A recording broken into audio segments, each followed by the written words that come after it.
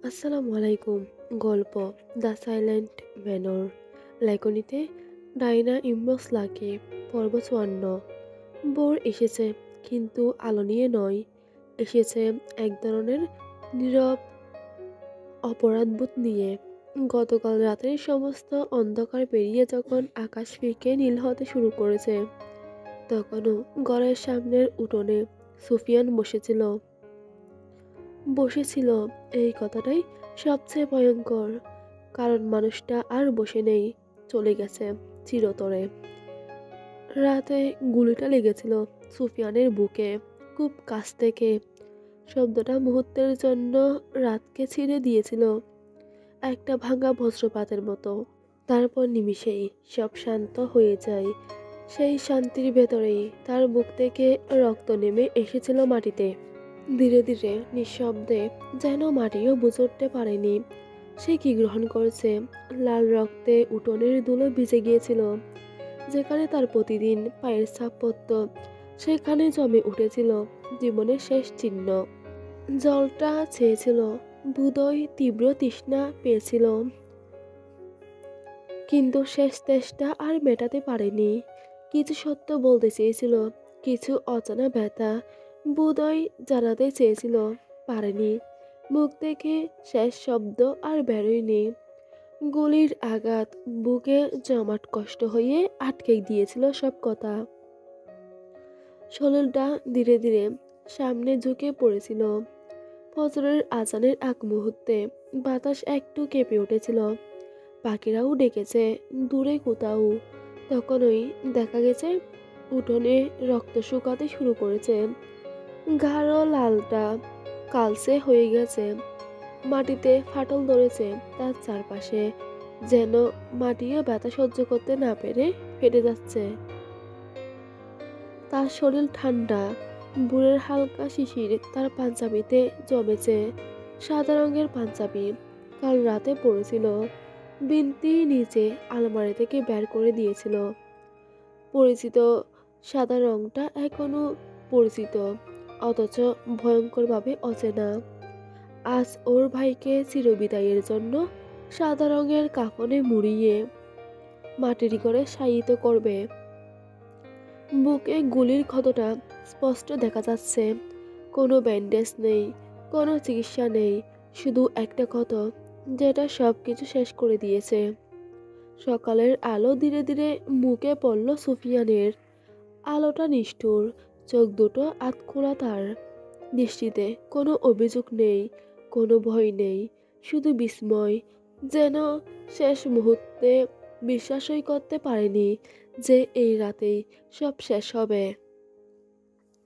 বেঁচে থাকার তীব্র সিদ্ধান্ত নিয়েও শেষ মুহূর্তে হেরে গেল সুফিয়ান। চারপাশে আর কোনো কান্না নেই এখন, শুধু বাতাসে ভেসে বেড়াচ্ছে মৃত্যুর ঘ্রাণ। ভোরের আলো আর রাতের রক্ত একসাথে মিশে এমন এক দৃশ্য তৈরি করেছে যা জীবনের সঙ্গে যেন বেমানান। বিনতি সুফিয়ানকে জড়িয়ে ধরে এখনো বসে আছে। বদরু ওরাই পাশে বসেছিল। মৌলভী সাহেব এসে বললেন কবর খুঁড়তে, বাঁশ কাটতে হবে, বড়ই পাতা গরম জলে শেষ গোসলের ব্যবস্থা করতে, দাফনের আয়োজন করতে। কিছু গ্রামের মহিলারা এসে বিন্তিকে সুফিয়ানের থেকে সরাতে চাইল। বিন্তি ওর ভাইকে ছাড়বে না, ছেড়ে দিলেই হয়তো ওর ভাইকে ওর থেকে কেড়ে নিয়ে যাবে কেউ।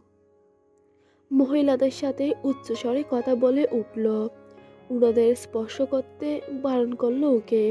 তারপরও জাবেদের ইশারায় বিন্তিকে সরিয়ে ফেলল মহিলারা।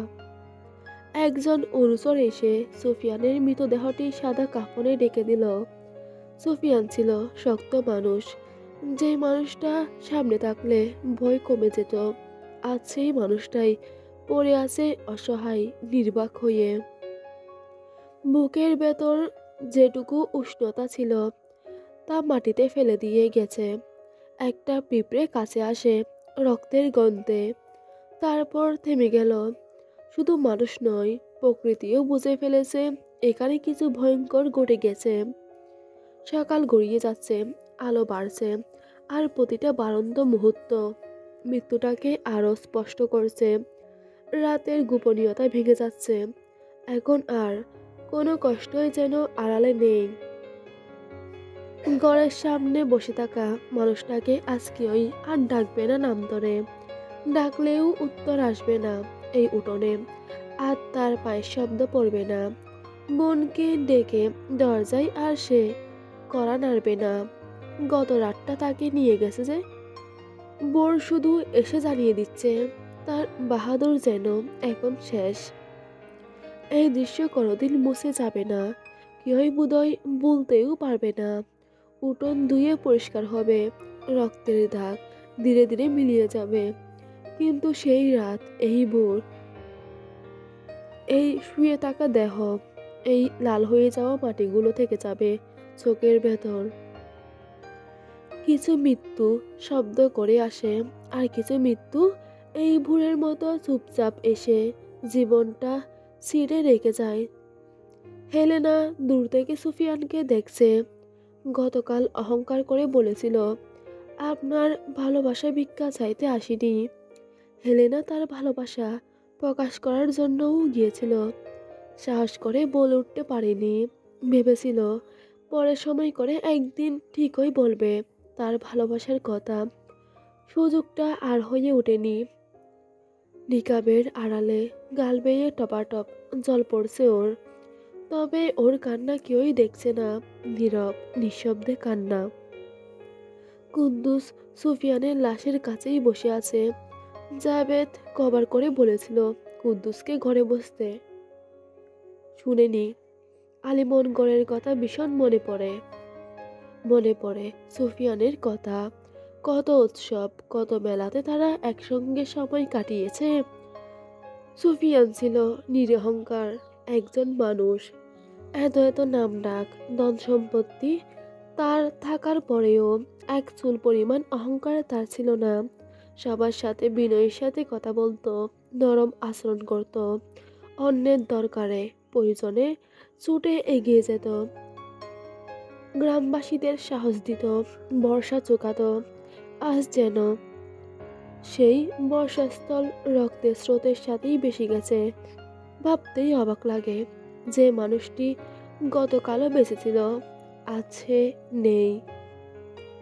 রশিদ তালুকদার ঘরের সামনে বসে আছেন। উনি অনুতপ্তের আগুনে জ্বলে পুড়ে ছারখার হচ্ছে। রাগে আক্রোশে, সত্যটা না জেনেই নিজের সন্তানের হত্যার প্রতিশোধ নিতে নিরপরাধ সুফিয়ানকে মেরে ফেলেছে। মানুষটি তার মেয়েকে ভালোবেসেছিল, ওকে ঘিরে বাঁচতে চেয়েছিল, পারেনি। সিলমন হায়দার তার প্রাণপ্রিয় বন্ধু ছিলেন। শত স্মৃতি তার এখনো জমে আছে। একদিন সিলমন হায়দার বিপদে পড়েছিলেন শত্রুদের কবলে। সময়টা ছিল রাত। দুর্ভাগ্যবশত সেদিন সিলমনের সাথে কোনো অনুচর ছিল না। চারিদিক থেকে অস্ত্র হাতে কজন আক্রমণকারী এগিয়ে আসে। সিলমন দিকবিদিক হারিয়ে ফেলেছিল। মৃত্যুর সময় গুনতেছিল। ঠিক সেই মুহূর্তেই রশিদ উপস্থিত হয়েছিলেন। সিলমন হায়দারকে বাঁচিয়েছিল। সেদিন রশিদ আদিপের বিয়ের প্রস্তাব নিয়ে গিয়েছিলেন। সিলমন শত্রুদের হাত থেকে বেঁচে রশিদের কাছে কৃতজ্ঞতা প্রকাশ করেছিলেন। সিলমন হাসতে হাসতে সেদিন বলেছিল, চারদিকে আমার শত্রু দেখেছিস তো? কখনো যদি আমার কিছু হয়ে যায় তবে আমার সন্তানদের দেখে রাখিস। রশিদ সেদিন তাকে কথা দিয়েছিল, কিন্তু আছে ওয়াদার বরখেলাপ হয়ে গেছে। রশিদ নিজেই সিলমনের শত্রু হয়ে গেলেন। তার সন্তানকে নিজ হাতে মেরে ফেলেছেন। আক্ষেপ হচ্ছে, তীব্র কষ্ট হচ্ছে, যা অপ্রকাশ্য। বিনতি সুফিয়ানের দেহটার দিকে তাকিয়ে কাঁদছে। ওর কান্না যেন আর থামার নয়। নিজের চোখের সামনে ভাইয়ের মৃত্যু বোনের সহ্য হওয়ার নয়। ওরও হচ্ছে না। বুকটা ফেটে যাচ্ছে চাপা আর্তনাদে। চারপাশে সবাই সুফিয়ানের শেষ বিদায়ের আয়োজন করছে। আজকের দিনটি দেখার জন্য বিনতি প্রস্তুত ছিল না, কোনো কালেও না। বিনতি এক গ্লাস জল এনে দেয়। খুব জল তেষ্টা পেয়েছে। বিনতির চারপাশে শব্দটি বারংবার প্রতিধ্বনিত হচ্ছে। ওর ভাই শেষ তৃষ্ণাটা অবধি মেটাতে পারেনি বলেই ওর যন্ত্রণাটা যেন আরো বেশি। বিনতি মহিলাদের হাত সরিয়ে পুনরায় এসে সুফিয়ানের পাশে বসে, সাদা কাপড়টা সরিয়ে ভাইয়ের রক্তাক্ত মুখটি দেখছে। জীবনের শেষ দিন পর্যন্ত শুধু ব্যথা বইয়ে বেড়াচ্ছিল সে। এতটুকু সুখ পায়নি যেন জীবনে। দুঃখ দিয়ে পূর্ণ ছিল তার জীবন। দুঃখকে ভুলে যখন সুখের আগমন ঘটল, ঠিক তখনই যেন প্রতিশোধের একটি অংশ এসে হানা দিল। প্রতিশোধের খানিকটা ইচ্ছে, অপরদিকে মায়ার বাঁধনে জড়িয়ে যাচ্ছিল তার জীবন। টানাপোড়েনের শেষ পর্যায়ে এসে নিয়তি তাকে খণ্ড খণ্ড করে দিয়ে চলে গেল। আজ করেছে পুরোপুরি সমাপ্ত তার গল্প। সুলেমান ওরা এসে সুফিয়ানের লাশটি খাটিয়ায় শুয়ে দেয়। গোসলের জন্য অন্য পাশে ব্যবস্থা করা হয়েছে। চারজন মিলে খাটিয়া কাঁধে তুলে নিতেই বিনতি সুফিয়ানের হাতটি ধরে। ওর ভাইকে নিতে দিবে না, চিৎকার দিয়ে উঠল, আমার ভাইকে নিবেন না। ওর চিৎকার যেন আজ মূল্য নেই। কেউ আজকে ওর কথা শুনবে না। আজ সব কিছু হবে নিয়মে। নিয়মের বাহিরে বোধহয় কিছুই সম্ভব নয়। বিনতি সুফিয়ানের কনিষ্ঠা আঙুলটা ধরে রেখেছে, ঠিক যেন ছোট্টবেলায় ভাইয়ের হাত ধরে এভাবে হাঁটতো। আজও ধরেছে, তবে আজ আর ওর পাশাপাশি হাঁটবে না ভাই। বোনকে নিয়ে ঘুরতে যাবে না। আজ ওর ভাই চিরস্থায়ী ঘরে ঠাঁই নেওয়ার প্রস্তুতি নিয়েছে। সুফিয়ানকে নিয়ে যায়। গ্রামের মহিলারা বিনতিকে সরিয়ে দেয়। ভাই ভাই বলে ডাকতে থাকে। তকদির আজ ওর ভাই শুনছে না। নিস্তব্ধতার ভেতর পদ্মা ঘেরা পরিষ্কার স্থানে শুয়ে আছে সুফিয়ানের দেহটি। শব্দহীন এমন মুহূর্তেই উষ্ণ জল আনা হয়, আর তার সঙ্গে বড়ই পাতা, সবুজ সুগন্ধি, প্রকৃতির নিঃশব্দের আশ্বাস।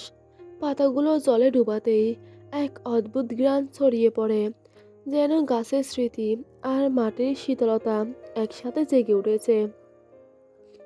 প্রথমে মাথায় জল ঢালা হয়, বড়ই পাতা দিয়ে আলতো করে স্পর্শ করা হয় চুলগুলো আর কপাল। জীবনের ক্লান্তি যেন সেখানেই জমেছিল। উষ্ণ জলের ছোঁয়ায় জমে থাকা ধুলো, ঘাম, রক্ত, পথ চলার চিহ্ন গলে যায়। পাতার নরম স্পর্শে শরীর পায় শেষবারের মতো মমতা। কোথাও জোর নেই, কোথাও তাড়া নেই, সবই যেন শেষ ধৈর্যের ভাষা। পাতা ঘুরে বুকের উপর, কাঁধে ভাঁজে, হাতে পায়ে। প্রতিটি স্পর্শে আছে নীরব দোয়া। জল বয়ে যায় শরীরের রেখা ধরে, যেন এক নদী তার শেষ যাত্রায় নেমেছে। সেই জলে নেই প্রশ্ন, নেই হিসাব, আছে মুক্তি। জীবনের ভার, ক্ষোভ, রাগ, অপূর্ণ কথাগুলো ধুয়ে যাচ্ছে একে একে। চোখের পাতায় জল পড়ে, যে চোখ আর খুলবে না। তবু তাদের দিয়ে পৃথিবী দেখা হয়েছিল, আর দেখবে না। ঠোঁটে জল ছোঁয়ানো হয়, যে ঠোঁট একদিন কথা বলতো, হাসতো, প্রার্থনা করত। বড়ই পাতার সুবাসে পর্দা ঘেরা ঘরটি ভরে ওঠে নরম এক সুগন্ধে। কষ্টের বিদায়ে শেষে জল থামে, শরীর কিছুটা ঝকঝকে, পুরোটা পবিত্র হয়েছে। কষ্টে ভারী বাতাস হালকা হয়ে আসে। মনে হয় মানুষটি এখন আর পৃথিবীর থাকার যোগ্য নয়। সে পরপারে যাওয়ার জন্য প্রস্তুত। এই গোসল শেষ বিদায়ের নিয়ম পালনের একটি ভালোবাসার শেষ আলতো বাক্য, যা জল আর বড়ই পাতায় লেখা হয়ে চুপচাপ আকাশের দিকে উঠে যায়। সকাল 11টার দিকে জানাজা অনুষ্ঠিত হয়। গ্রামের ছোট্ট ছেলে, যুবক, মুরব্বী থেকে শুরু করে সব বয়সের সবাই জানাজায় শরিক হয়। নিয়ম মেনে জানাজা শেষে হায়দার বাড়ির পারিবারিক কবরস্থানের দিকে সুফিয়ানকে নিয়ে যাওয়া হয়।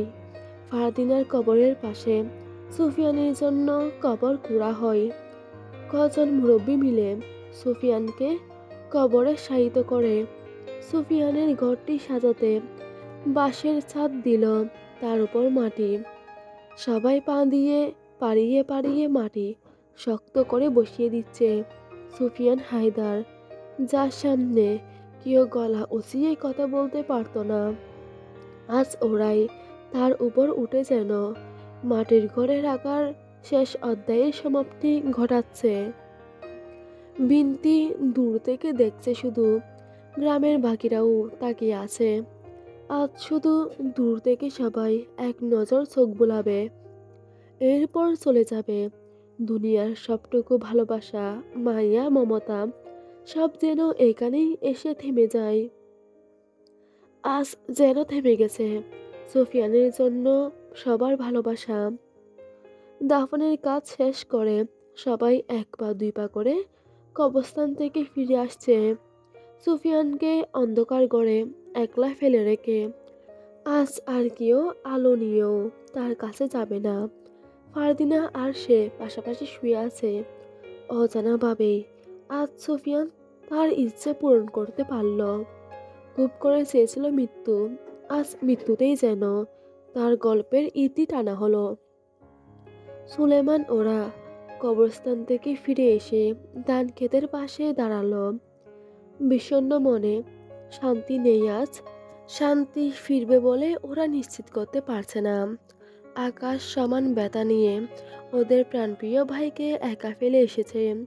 সুলেমান হঠাৎ দেখল সুফিয়ান ক্ষেতের আইলে হাঁটছে, তরতাজা মানুষটি। সুলেমান বদরু ওদের দেখালো, ওরাও দেখল। সুফিয়ান ওদের উদ্দেশ্যে বলল, তোরা দাঁড়িয়ে আছিস কেন?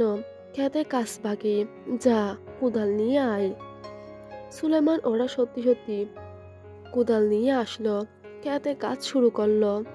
কাজ করার ফাঁকে ফাঁকে মাথা তুলে সুফিয়ানের দিকে দেখছে। সুফিয়ান হেঁটে হেঁটে ওদের থেকে দূরে যাচ্ছে। ওরা হঠাৎ করেই কাজ থামালো। সুফিয়ান দাঁড়িয়ে ওদের দিকে ঘুরে বলল, আবার কেন কাজ বন্ধ করলি? আলসেমি করলে চলবে না, তাড়াতাড়ি সেরে ফেল। আর হ্যাঁ, আর কোনোদিন চুরি ডাকাতি করবি না। ওরা মাথা আওড়ালো, বুঝেছে সুফিয়ানের কথা মেনে চলবে। এরপর সব কিছুই নিস্তব্ধ। সুফিয়ান যেতে যেতে হাওয়া হয়ে গেল কোথায় যেন। সুলেমান ওরা আর দেখল না। হ্যালুসিনেশন হচ্ছিল। সুলেমান তবু একবার বিষাদ ভরা কণ্ঠে বলল, কিছুক্ষণের জন্য ভেবেছিলাম উনি হয়তো বেঁচে আছেন, কিন্তু না, আমাদের মাঝে আর সুফিয়ান হায়দার নেই। এভাবেই সবকিছু সেদিন শেষ হয়ে গিয়েছিল, বললেন সেলিম। উনি থেমে থেমে কেঁদে উঠছেন ভাঙা গলায়, সেই সাথে কাঁদছে মীর, রাফিদ, আহির। রাত বাড়ার সাথে সাথে যেন তাদের কষ্টগুলো বেড়ে যাচ্ছে। মীর চোখের জল মুছে সেলিমকে কান্না থামাতে বলল। আহির বলল, আমার খুব কষ্ট হচ্ছে সুফিয়ানের জন্য। তিনি জীবনে কিছুই পাননি, বরং হারাতে হারাতে এক সময় নিজেও হারিয়ে গেছেন। কত কষ্ট জমা ছিল ওনার ভেতর। মীর আহিরের রেশ টেনে মর্মাহত কণ্ঠে বলল, আমারও তার জন্য কষ্ট হচ্ছে। একাধিক টানাপোড়েনে যেন সেদিন সুফিয়ান পড়েছিল। একদিকে গ্রাম, অন্যদিকে পরিবার হারানোর সুখ, এরপর যুক্ত হলো বিষাক্ত ভালোবাসা, যে ভালোবাসাকে নিজের হাতে মেরে ফেলে নিজেই যেন নিজের মৃত্যু বয়ে আনলো। পরিবেশ নীরব হয়ে গেল। লন্ঠনের আলো নিবু নিবু। শীতল বাতাস কোনো ফাঁকফোকর থেকে হিম হিম করে ঘরের ভেতর প্রবেশ করছে। সেলিম ওনার চাদরটা শক্ত করে পেঁচিয়ে নিল। প্রচণ্ড শীতেও ওনার বড্ড জল তেষ্টা পেল। আহিরকে দিয়ে বাধ্য হয়ে একটু জল চাইলেন সেলিম। আহির রান্নাঘর থেকে মাটির পাত্রে জল নিয়ে আসলো। সেলিম এক নিঃশ্বাসে খেয়ে ফেলল জলটুকু। ঘন ঘন শ্বাস ফেলে বললেন, সুফিয়ান সেদিন তৃষ্ণার্ত ছিল, জলটুকু অবধি খেতে পারেননি। আমার তাই ভেবে ভীষণ কষ্ট হয়। যখনই সে দিনটার কথা ভাবি, আমি যেন অতীতে হারিয়ে যাই। মীর কৌতূহল চোখে বলল, আচ্ছা, সেদিন সুফিয়ান কি বলতে চেয়েছিল? আর বিনতি বা কি উপহার দিতে চেয়েছিল? এক চোখা ব্যক্তি কোথায়? সেলিম ধীরে ধীরে বললেন, সুফিয়ান সেদিন কোন সত্যের কথা জানাতে চেয়েছিল তা আজ পর্যন্ত কেউই জানে না। বিন্দি সেদিন কি উপহার দিতে চেয়েছিল তাও আজ অবধি কেউ জানে না। এক চোখা ব্যক্তির খোঁজও আর কেউই পায়নি। দ্বিতীয় খণ্ডের সমাপ্ত।